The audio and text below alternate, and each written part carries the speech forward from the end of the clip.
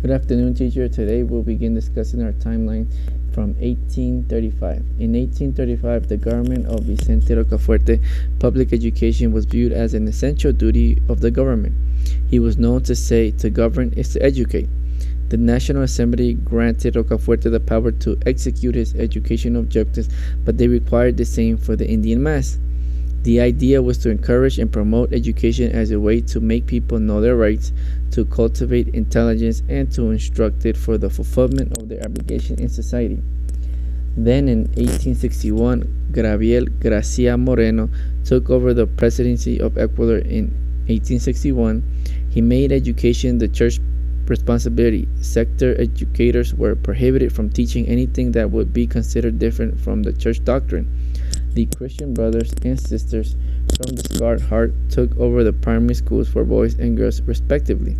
The secondary schools, which prepared students for the university, were to run by Jesuits.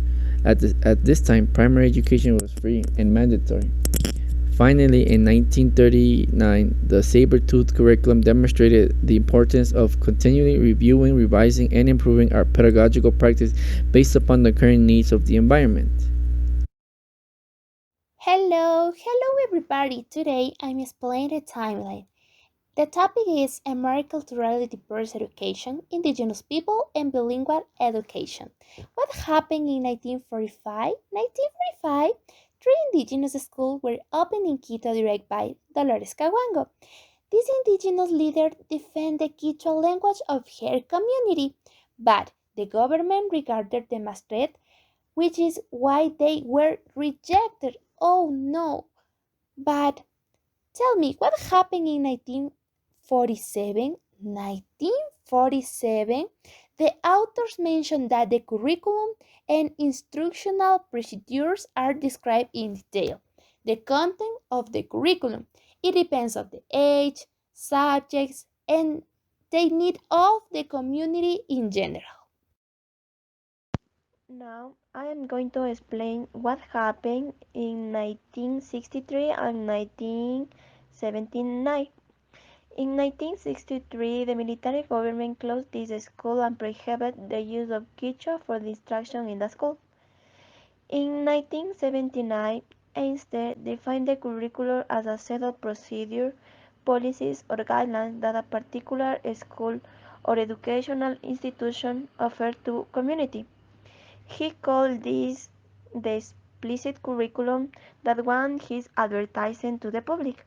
Also, in this year, his book, The Educational Imagination, identified two other types of curriculum that the school teach.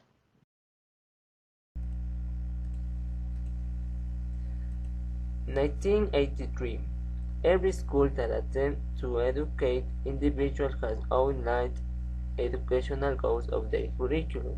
Those are clearly stated seeking to attain effective aims to enable young people to develop the knowledge, skills, and attributes that will allow them to be successful learners, confident individuals, responsible citizens of their society. 1993 to 1995. In 1993, the Ecuadorian intercultural bilingual educational model was legally and officially recognized by the Ministry of Education of Ecuador as a global curricular proposal for the model. It contains principles, aims, objectives, strategy of implementation, a curricular basis, general principle, methodology, chronology, educative levels, modalities, teaching, monitoring and evaluation, and study programs. I am going to explain the curriculum in 1996 and 2007. Though the author defined the curriculum as a formal and informal content and process by which learners gain knowledge and understanding, develop skills and attitudes, appreciations and values under the auspice of the school. Needs of the curriculum, according to Noddings, refer to some educational aims of the 21st century as the ones that will promote several skills in individuals as follows: ability to communicate effectively, ability to work as a team member, preparedness to face change and challenge, preparedness to identify and solve problems, capacity and willingness to learn new things, ability to question, challenge and innovate, capacity for self-reflection and self-management.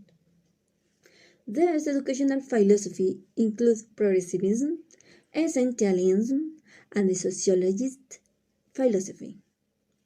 Curriculum development considers the need of providing a scheme of education for CCE of the teaching learning outcomes. With proper feedback, it helps to bring necessary improvement in the teaching learning process and environment.